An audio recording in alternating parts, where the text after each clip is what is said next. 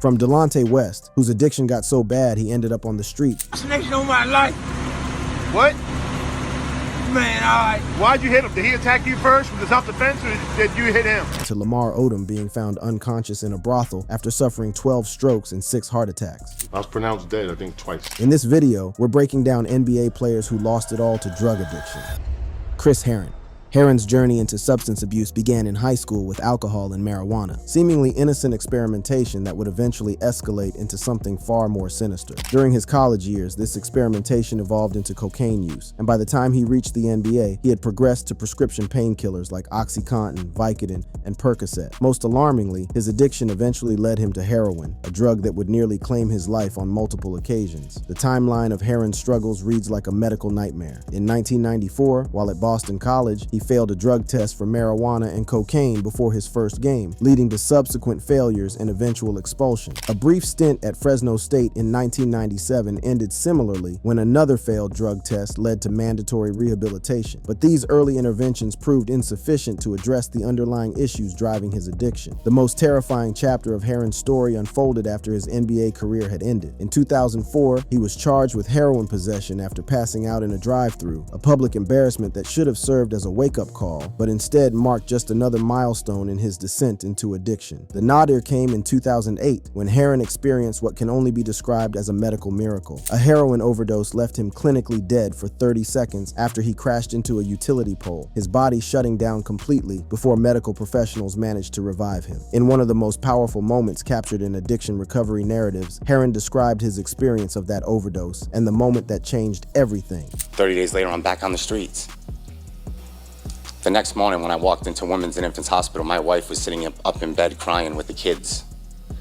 She said, "Chris, I can't tell you how many times you've broke my heart, but this is the last time I let you break theirs." This moment of brutal honesty from his wife, delivered while she held their newborn child, represented the rock bottom that Heron needed to finally commit to recovery. The intervention of a counselor who forced him to confront the reality of his situation proved to be the catalyst for lasting change. From this day forward, we're gonna play dead for your children. And we're gonna let them live.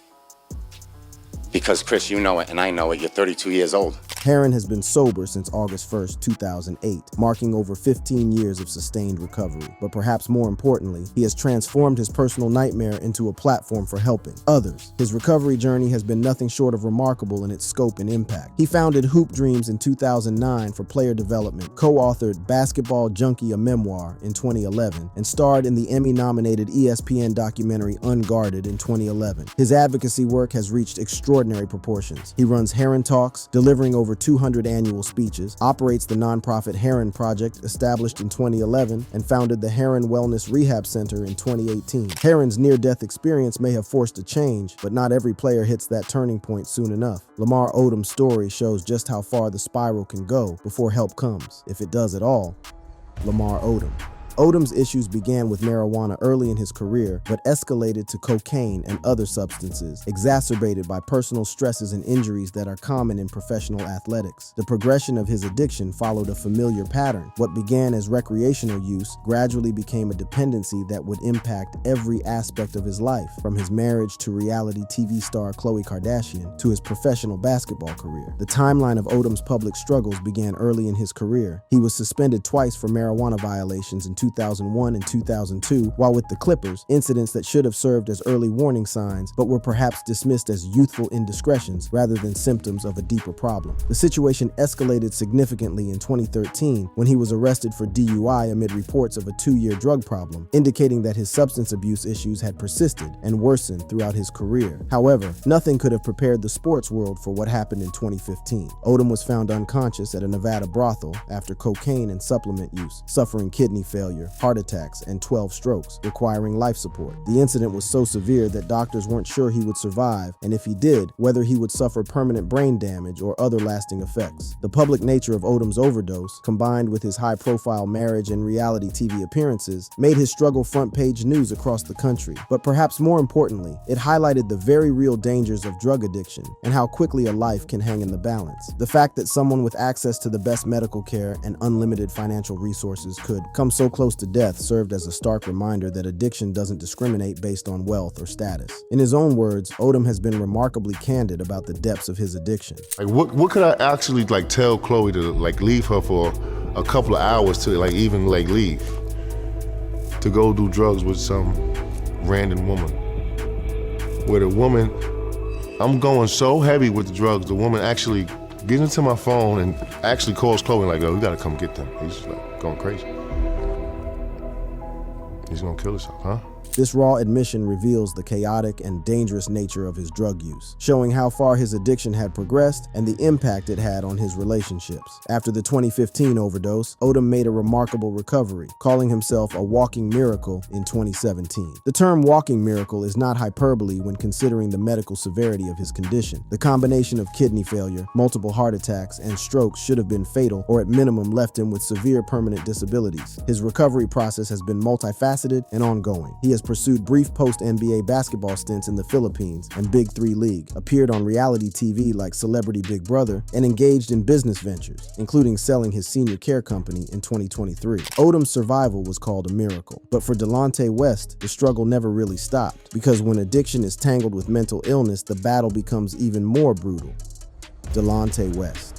West has battled drug abuse from his teens, with issues compounded by bipolar disorder diagnosed in 2008, though he later attributed his problems to depression and lifestyle stresses rather than accepting the bipolar diagnosis. This complex interplay between mental health and substance abuse has made his recovery particularly challenging, as treating one condition without addressing the other has proven insufficient. The progression of West's public struggles has been documented through a series of increasingly concerning incidents. He was arrested in 2009 for weapons possession while on probation, and subsequently photographed homeless or panhandling in 2016 and 2020. Perhaps most disturbing was a 2020 video that showed him handcuffed after an altercation, appearing disheveled and exhibiting behavior consistent with severe mental health and substance abuse issues. One of the most troubling aspects of West's situation has been captured in video footage that shows the extent of his mental health deterioration. Snakes on my life. What? Man, alright. Why'd you hit him? Did he attack you first from the self-defense, or did you hit him? Man, I walked down the street. He's gone. Where's his gun at? I don't give a. Okay. Do you know where his gun is? I don't give a. This footage reveals the incoherent and potentially dangerous state that West has found himself in during his struggles, highlighting the intersection of mental health issues and substance abuse that has made his situation particularly complex and challenging to address. The story took a hopeful turn when Dallas Mavericks owner Mark Cuban funded rehab in 2020, leading to a job at the facility and family reunion by 2021. Cuban's intervention represented the kind of comprehensive support that West needed, going beyond just financial assistance to provide structure, purpose, and ongoing monitoring. However, the cyclical nature of addiction and mental health issues has made West's recovery journey particularly challenging. Relapses occurred, with panhandling reports in 2022 and legal issues continuing into 2024. Most concerning was his 2024 arrest for violating release terms, during which he required Narcan after being found unresponsive, and another 2024 arrest for trespassing. While West battled demons both internal and external, O.J. Mayo's downfall was quieter, but no less career-ending. O.J. Mayo.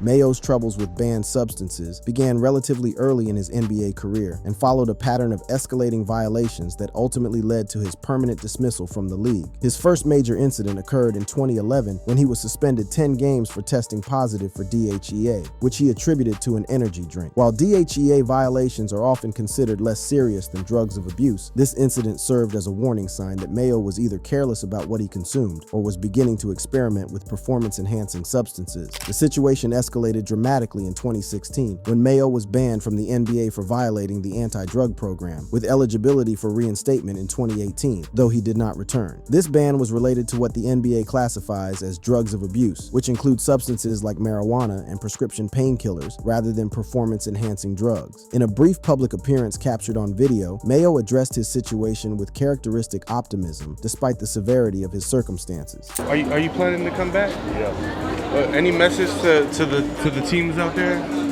I'll be back soon. We can't wait, man. Are you gonna appeal it? Yeah, I already appealed it.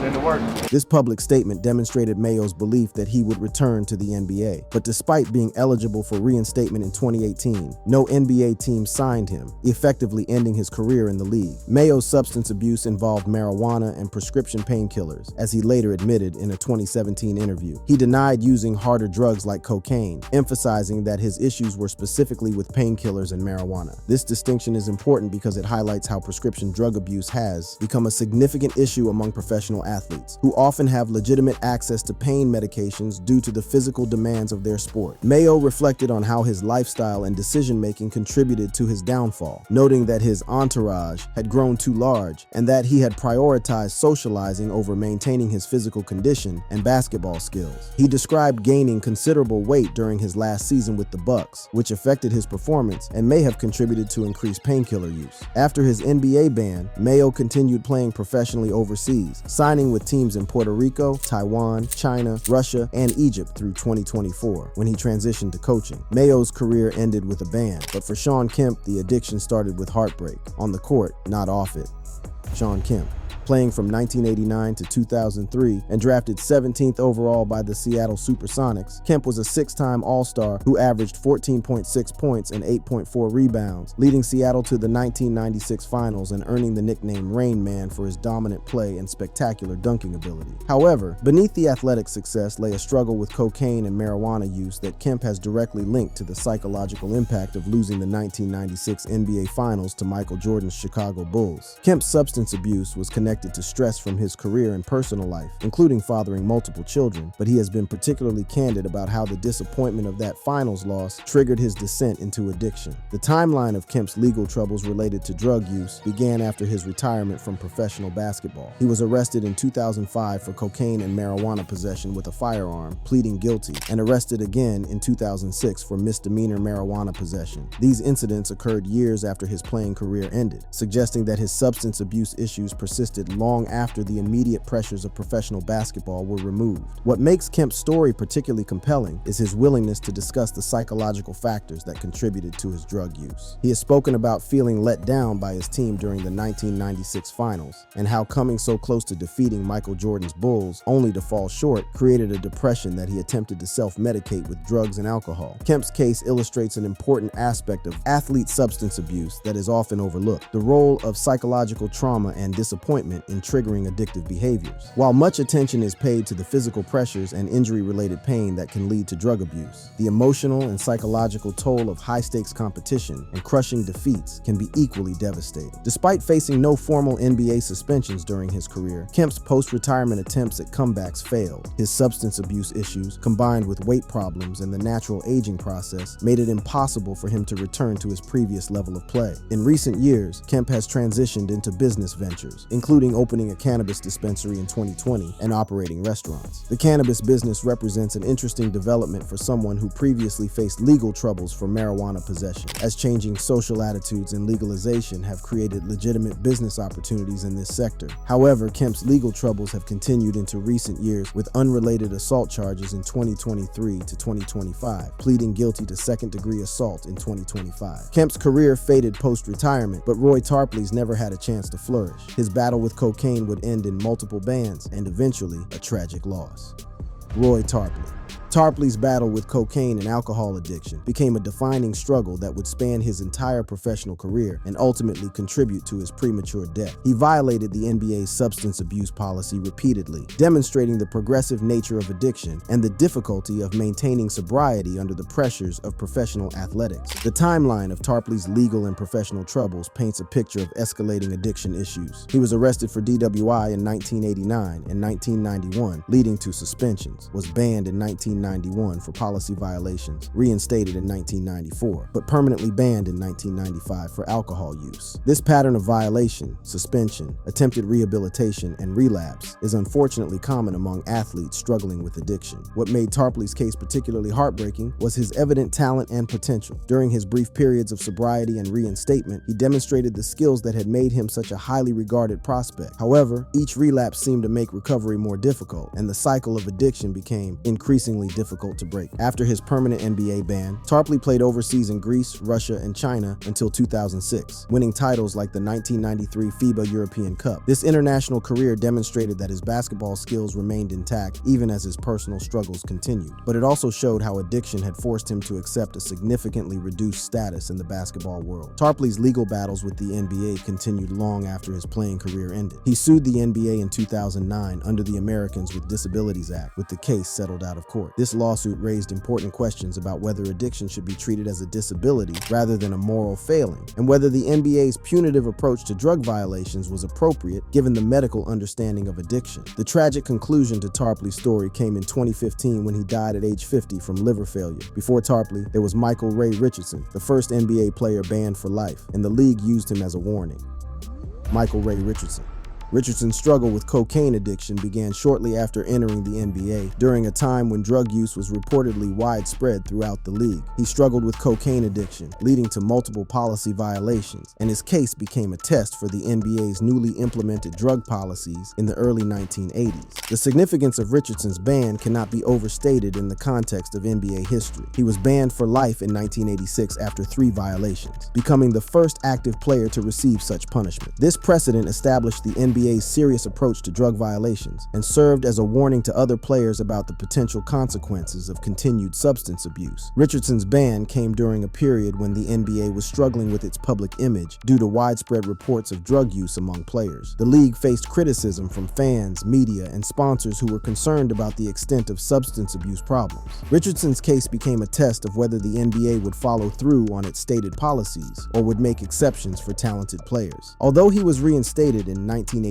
Richardson did not return to the NBA, choosing instead to continue his career overseas. This decision may have been influenced by the stigma associated with his ban, the difficulty of finding an NBA team willing to take a chance on him, or his own recognition that returning to the environment where his addiction had flourished might not be wise for his recovery. Richardson's post-ban career proved to be remarkably successful in international basketball. He played in Europe until 2002, winning titles like the 1990 FIBA Cup Winners' Cup, and later coached in the CBA and NBL Canada, winning multiple championships. This success demonstrated that his basketball intelligence and skills remained intact despite his struggles with addiction. Currently, Richardson lives in Oklahoma, runs a salon, and conducts youth clinics. His post-basketball life has been marked by stability and community involvement, suggesting that his ban from the NBA may have ultimately been beneficial in forcing him to address his addiction issues and find alternative paths to fulfillment. Richardson's redemption came overseas, but Chris Washburn's story, it started high in the draft and crashed even harder.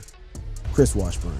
Chris Washburn's story represents one of the most dramatic falls from grace in NBA draft history, transforming from a highly touted prospect to a cautionary tale about the devastating effects of cocaine addiction. Playing from 1986 to 1988 and drafted 3rd overall by the Golden State Warriors, Washburn appeared in only 72 games over 2 seasons, averaging 3.1 points and 2.4 rebounds, statistics that barely reflected the potential that had made him such a high draft selection. Washburn's struggle with cocaine addiction began during his college years and persisted into his professional career, ultimately leading to one of the shortest tenures for a top 3 draft pick in NBA history. He had a cocaine problem that began in college and persisted into the NBA, demonstrating how addiction can follow athletes from amateur to professional levels, despite the increased resources and support available at higher levels of competition. The progression of Washburn's addiction was swift and devastating. He entered rehab in 1987 during his rookie season, but was banned for life in 1989 after 3 failed drug tests. The fact that he required rehabilitation during his first year in the league indicated the severity of his addiction and suggested that professional basketball's pressures and lifestyle may have exacerbated his existing problems. Perhaps most shocking was the depth to which Washburn's life deteriorated after his NBA ban. Post-NBA, he lived homeless in crack houses, representing a fall from the heights of professional sports to the lowest depths of addiction-driven poverty. This dramatic contrast illustrates how quickly and completely addiction can destroy even the most privileged circumstances. The fact that someone who had earned an NBA salary and possessed world-class athletic ability could end up homeless and living in crack houses serves as a powerful reminder that addiction affects people regardless of their talents, resources, or previous achievements. Washburn's experience demonstrates that without proper treatment and support, addiction can strip away everything a person has worked to achieve. However, Washburn's story also includes one of the most inspiring recovery narratives in sports addiction literature. He overcame addiction and helped others, ran a fried chicken business from 2011 to 2013, 2014, and his sons played college basketball. His ability to not only recover from such severe addiction, but also rebuild his life and become a positive influence for others represents the possibility of redemption even from the darkest circumstances. Washburn's transformation from homeless crack addict to successful businessman and father demonstrates the potential for recovery that exists even in the most severe cases of addiction. His willingness to help others struggling with similar challenges shows how personal experience with addiction can be transformed into a source of strength and guidance for others. The business success he achieved with his fried chicken venture, while perhaps modest compared to NBA salaries, represented a legitimate and sustainable way to support himself and his family. More importantly, it demonstrated that he had developed the discipline and decision-making skills necessary to succeed in conventional business environments. He faced minor legal issues in 2014, though charges were dropped, suggesting that his recovery journey has not been without challenges, but that he has managed to avoid the serious legal troubles that often accompany active addiction. Washburn found peace after chaos, but John Lucas didn't just survive addiction, he built a system to save others.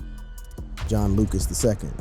John Lucas II's story represents one of the most successful transformations from active addiction to recovery advocacy in NBA history. Playing from 1976 to 1990 and drafted first overall by the Houston Rockets, Lucas averaged 10.7 points and 7.0 assists over 928 games across 6 teams, establishing himself as a capable point guard during a 14-year career. However, Lucas's most significant contributions to basketball may have come after his playing career ended, as he transformed his personal experience with addiction into a comprehensive program for helping other athletes struggling with similar challenges. Lucas battled cocaine and alcohol addiction throughout his career, causing missed practices and games. His struggles were well documented in public, as he became one of the first NBA players to openly acknowledge and seek treatment for substance abuse issues during an era when such problems were often hidden or denied. The timeline of Lucas's professional consequences due to addiction was extensive. He was suspended and waived multiple times between 1982 to 1986 for failed tests, but was eventually reinstated and played until 1990. This pattern of violation, suspension, treatment, and reinstatement demonstrated both the persistent nature of addiction and the possibility of eventual recovery with proper support and commitment. What sets Lucas apart from many other athletes who struggled with addiction is how completely he embraced recovery and dedicated his post-playing life to helping others. He recovered through rehabilitation and founded programs for athletes, later coached NBA teams with a 174-258 record, and currently runs a substance abuse recovery program. Lucas's recovery program has achieved remarkable success, with reports indicating a 100% success rate among the 40 athletes he has treated. This extraordinary statistic speaks to both the quality of his program and his deep understanding of the unique challenges faced by professional athletes struggling with addiction. Lucas turned recovery into a mission, but Chris Anderson, the Birdman, he made his comeback loud, inked, and unforgettable. Chris Anderson. Chris Anderson, known throughout his career as Birdman, represents a unique story of redemption and resilience in the face of substance abuse challenges. Playing from 2001 to 2017 and winning a championship with the Miami Heat in 2013, Anderson averaged 5.0 rebounds and 1.4 blocks over 695 games with multiple teams, establishing himself as a valuable role player and fan favorite known for his distinctive tattoos, mohawk haircut, and energetic play style. Anderson's struggles with substance abuse came to public attention during what should have been the prime years of his career. He violated the NBA's anti-drug policy with a drug of abuse, speculated as cocaine, leading to his expulsion. The violation occurred during a period when his personal life was in turmoil, with multiple stressors contributing to his decision to use drugs as a coping mechanism. The circumstances surrounding Anderson's drug use were particularly revealing of how personal trauma can trigger substance abuse among professional athletes. Starting in 2005, when Anderson was in his 5th year in the league playing for the Hornets, it all started to unravel. He and his mother had a falling out over finances. His fiancée ended their engagement, and in August of that year, his house was severely damaged by Hurricane Katrina. These multiple personal crises created a perfect storm of emotional distress that overwhelmed Anderson's coping mechanisms. As his mentor and attorney observed, Mark Bryant, Anderson's mentor and attorney, says he recalls signs of substance abuse. There was a combination of alcohol and drugs that I think bit him. I think family's still hard for him, because I know it's hurting him.